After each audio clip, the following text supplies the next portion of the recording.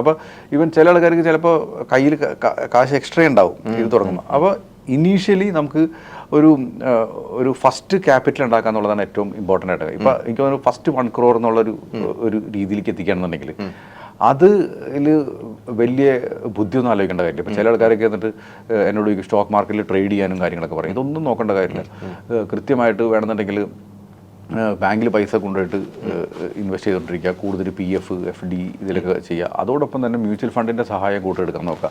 അത് SIP റൂട്ടിലൊക്കെ കൃത്യമായിട്ട് invest ചെയ്യുക. എന്നിട്ട് നമ്മുടെ ഇൻകം എത്രയുണ്ട് നോക്കുക.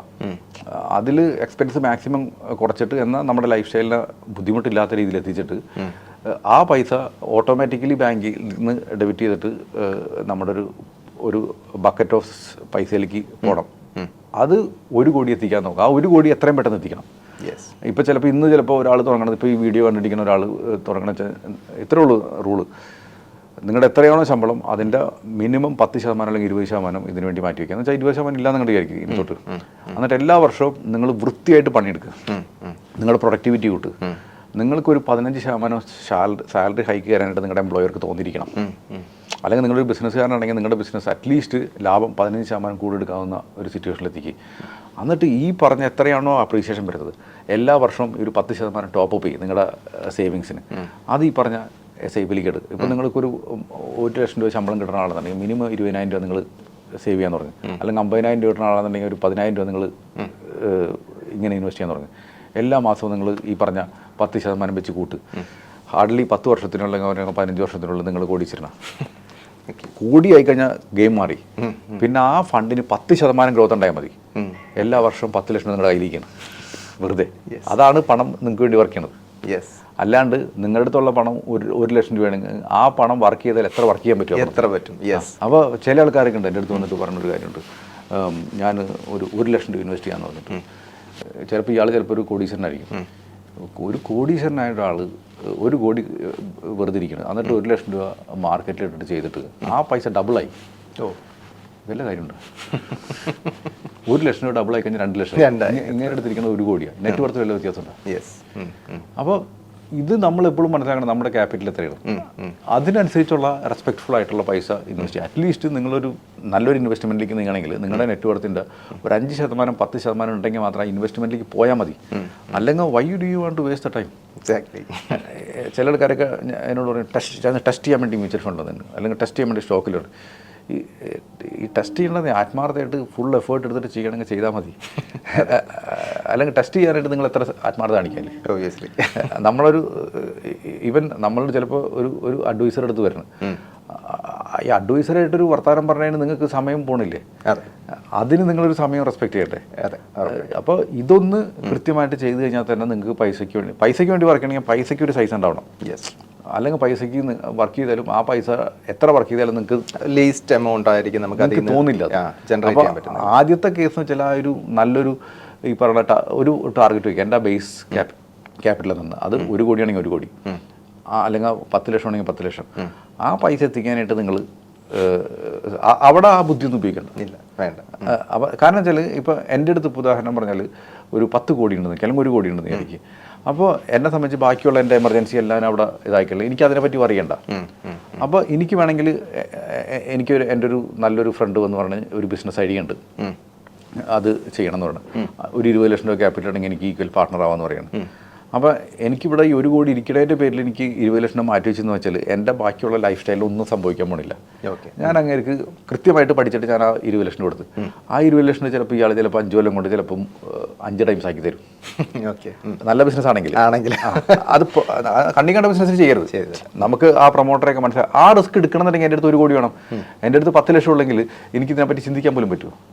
ക്യാപിറ്റൽ കൂടുന്തോറും നമ്മുടെ റിസ്ക് എടുക്കാനുള്ള കപ്പാസിറ്റികൾ കൂടിക്കൊണ്ടിരിക്കുകയാണ്. അപ്പോൾ ഇങ്ങനെ കുറേ കാര്യങ്ങൾ നമ്മുടെ അടുത്തൊരു നല്ലൊരു, എനിക്ക് തോന്നുന്നു ഇന്നത്തെ കാലത്ത് 1 കോടി ഉണ്ടാക്കാൻ ആരെ കൊണ്ടും ബുദ്ധിമുട്ടില്ല. അതെയോ? ഒരു ബുദ്ധിമുട്ടില്ല. ഞാൻ പറഞ്ഞ ഇതും കേട്ടിട്ട് സ്കാം ആയിട്ടൊന്നും എടുക്കല്ലേ പണ്ടല്ല. അതല്ല, ഇപ്പൊ നിഖിൽ സാർ വരുന്നത് കാത്തിരിക്കുന്ന കുറെ ആൾക്കാരാണ് നമ്മുടെ ഈ ക്യാമറ ക്രൂ മെമ്പേഴ്സ് ഒക്കെ. കാര്യം അവരും കുറച്ച് ഇതിൽ നിന്നുള്ള ടിപ്സ് എല്ലാം കേട്ടിട്ട് അവരുടെ പേഴ്സണൽ ബഡ്ജറ്റിംഗ് ഒക്കെ ഒന്ന് മാറ്റണമെന്ന് വിചാരിച്ചിരിക്കുന്ന ആൾക്കാർ. ക്യാമറക്കാരോട് എല്ലാവരോടും പറയുന്നത്, എന്നെ ക്യാമറക്കാരൊക്കെ എന്നെ നിങ്ങളുടെ അസോസിയേഷൻകാരൊക്കെ എന്നെ വിളിച്ചിട്ട് സംസാരിച്ചിട്ടുണ്ട്. പക്ഷെ ഞാൻ അവരോട് എല്ലാവരോടും പറഞ്ഞു, എൻ്റെ ഒരു ക്ലയൻ്റ് ഉണ്ട്, പണ്ടേ തുടങ്ങിയിട്ട് നമ്മുടെ വീഡിയോ കണ്ടിട്ട് വന്നിട്ടൊരു ക്ലയൻ്റാണ്. അപ്പോൾ പുള്ളി നമ്മൾ പറഞ്ഞ എല്ലാവരും ഡൈ ഹാർഡായിട്ട് ഫോളോ ചെയ്യുന്ന ഒരാൾ മനുഷ്യനാണ്. അങ്ങേരുടെ അടുത്ത് മിനിമം നെറ്റ് വർത്ത് ഈ പറഞ്ഞ പൈസയൊക്കെ ഉണ്ടാവും ഇപ്പം ചെയ്തിട്ട് എല്ലാവരും ഈ പറഞ്ഞ സൈബിൽ കൂടെ ചെയ്തിട്ട് മാത്രം പുള്ളി എത്തിയേക്കണത്. പുള്ളിക്ക് പാസീവിംഗ് ആയിട്ട് 10-25,000 രൂപ കിട്ടുന്നുണ്ട് ഈ പറഞ്ഞ കാര്യം. ഇതെല്ലാവരും ഈ ഒറ്റയടിക്ക് ഉണ്ടാക്കിയിട്ടുള്ള മനുഷ്യനല്ല കേട്ടോ, കഷ്ടപ്പെട്ടുണ്ടാക്കിയിട്ടുള്ള ആളാണ്. എന്നാലും പ്രോബബ്ലി ഓരോരുത്തരുടെ കപ്പാസിറ്റി പോലെ ആയിരിക്കില്ല എത്ര ഇയേഴ്സ് അല്ലെങ്കിൽ എത്ര ടേം കൊണ്ട് നമുക്ക് അത് അച്ചീവ് ചെയ്യാൻ പറ്റില്ല. വളരെ സിമ്പിൾ. നിങ്ങൾക്ക് മാസം എത്ര രൂപ മാറ്റി വയ്ക്കാൻ പറ്റും? 15,000 രൂപ മാറ്റി വയ്ക്കാൻ പറ്റും. ഈ സാധനം എല്ലാ മാസവും എല്ലാ വർഷവും നിങ്ങൾക്ക് അതിലൊരു 10% റേസ് ചെയ്യാൻ പറ്റും. ഈ പറഞ്ഞ 1 കോടി കൊണ്ട് 15 കൊല്ലത്തിനുണ്ടാവും. അത്രേ ഉള്ളൂ ചെയ്യണമെങ്കിൽ. കൺസിസ്റ്റൻ്റ് ആയിട്ട് പ്രോസസ്സ് ചെയ്യണം. കൺസിസ്റ്റൻ്റ് ആയിട്ട്. ഇപ്പം നമ്മൾ വളരെ സിമ്പിളായിട്ട് പറഞ്ഞു കഴിഞ്ഞാൽ നമ്മൾ പറയില്ലേ, ഇതെല്ലാം 8ാം ക്ലാസ്സിൽ മാത്സ് ആണ്ടാ പറയണത്, ഇതിന് വലിയ ദൂരമൊന്നും വേണ്ട ഈ പറഞ്ഞ സാധനത്തിന്. നമുക്ക് 100 രൂപ ഉണ്ടെങ്കിൽ എല്ലാ ദിവസവും അതിലേക്ക് 1% 1 രൂപ ഞാൻ ആഡ് ചെയ്യാന്ന് പറഞ്ഞത്. അങ്ങനെയാണെങ്കിൽ എത്ര ദിവസം എടുക്കും?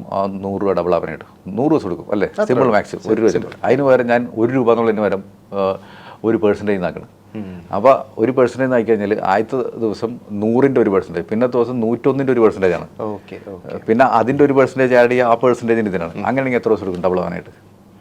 70 ദിവസം എടുക്കുള്ളൂ. 30 ദിവസം ലാഭിക്കുക. ശരി, 30 ദിവസം ലാഭിക്കുക. നിങ്ങൾ എന്ത് പണിയെടുക്കണമെങ്കിൽ, ബിസിനസ്സുകാരനാണോ ജോലിക്കാരനാണോ, എടുക്കണ പണിയിൽ വൃത്തിയായിട്ട് പ്രൊഡക്ടിവിറ്റി കൂട്ടുക. ലാഭം അല്ലെങ്കിൽ നിങ്ങളുടെ ശമ്പളം കിട്ടാനുള്ള കേപ്പബിലിറ്റി കൂട്ടുക, ചിലവ് കൂട്ടല്ലേ. അതും പറഞ്ഞിട്ട് നിങ്ങൾ നിങ്ങളുടെ ലൈഫ് സ്റ്റൈൽ കുറയ്ക്കല്ലേ. കാരണം ലൈഫ് സ്റ്റൈൽ കുറച്ചാൽ നിങ്ങൾക്ക് ബോറടിയാവും, പിന്നെ നിങ്ങൾക്ക് പണിയെടുക്കാൻ ഇൻട്രസ്റ്റ് ഉണ്ടാവില്ല. അപ്പോൾ ഇങ്ങനെയാണെന്നുണ്ടെങ്കിൽ നിങ്ങൾ സെൽഫ് മോട്ടിവേറ്റഡ് ആണ്.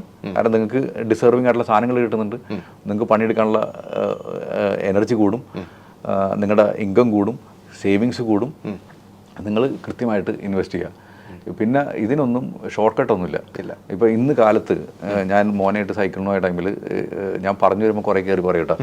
എന്നാലും എനിക്ക് തോന്നുന്നത് ഇത് പറയാവുന്ന ഒരു സാധനമാണ്. കാരണം വെച്ചാൽ ഒരു പയ്യൻ ഏതാണ്ട് 20-22 വയസ്സുള്ള പയ്യൻ ലോട്ടറി എടുക്കണം. അപ്പോൾ ഞാനും മോനും കൂടി സൈക്കിളിന് പോകുന്ന ടൈമിൽ ഞങ്ങളിങ്ങനെ അന്ന് പതുക്കെ നിർത്തിയിട്ട് ഇവനോട് സംസാരിച്ച് ലോട്ടറി എടുത്തില്ല. ഞാൻ ചിരിച്ച് സംസാരിച്ചു. അപ്പോൾ ലോട്ടറി ഞാൻ എടുക്കാറുണ്ട്, സ്ഥിരം എടുക്കാറെന്ന് പറയും. അപ്പോൾ ഞാൻ ചിന്തിനി ലോട്ടറി എടുക്കുന്നത്, ഞാനൊരു എനിക്കറിയണ ഒരു റെസ്റ്റോറൻറ്റിലെ വെയിറ്ററാണ്. അപ്പോൾ പുള്ളിക്ക് പറഞ്ഞു, ഒന്നും ശമ്പളമില്ല അണ്ണ, തമിഴാണ്, ശമ്പളമൊന്നും ഇല്ല അണ്ണ, അപ്പോൾ എനിക്ക് ഈ ലോട്ടറി അടിച്ചിട്ട് വേണം എനിക്ക് രക്ഷപ്പെടാമെന്ന് പറഞ്ഞിട്ട് പറയാണ്. അപ്പോൾ ശരിക്കും പറഞ്ഞാൽ ഇയാൾ എനിക്ക് കേട്ടിട്ട് പോകുന്നതിന് ചിലപ്പോൾ ഒരു 22-23 വയസ്സുള്ളൂ. അപ്പോൾ ഏകദേശം പുള്ളി 1 വർഷമായിട്ട് ലോട്ടറി എടുത്തുകൊണ്ടിരിക്കുന്ന ആളാന്ന് പറഞ്ഞു. 30 രൂപ വെച്ചിട്ട് എല്ലാ ദിവസം തീർക്കണ്ടാവും. 40 രൂപ, സോറി, ഈ 40 രൂപ എന്ന് പറഞ്ഞാൽ ഒരു മാസം 40 രൂപ, 40 × 30 എത്രയാണ് നോക്കിയേ, ഏകദേശം 1,200 രൂപയില്ലേ. ഈ 1,200 രൂപയ്ക്ക് SIP ചെയ്താൽ പോരെ? 10 ലക്ഷം വല്ല ബുദ്ധിമുട്ടുണ്ടോ? ഇയാൾക്ക് 10 ലക്ഷം ആയി കഴിഞ്ഞ് കഴിഞ്ഞാൽ ഇയാൾക്കുള്ള ധൈര്യം ആലോചിച്ച് നോക്കി. കറക്റ്റ്. ഈ പറഞ്ഞ നിങ്ങൾക്ക് ഭാഗ്യം കൊണ്ട് മില്യനാറാണോ അധ്വാനിച്ചിട്ട് മില്യനാറാണോ? ഇത്രേ ഉള്ളൂ. സിമ്പിൾ. ഈ ചോദ്യം പറഞ്ഞാൽ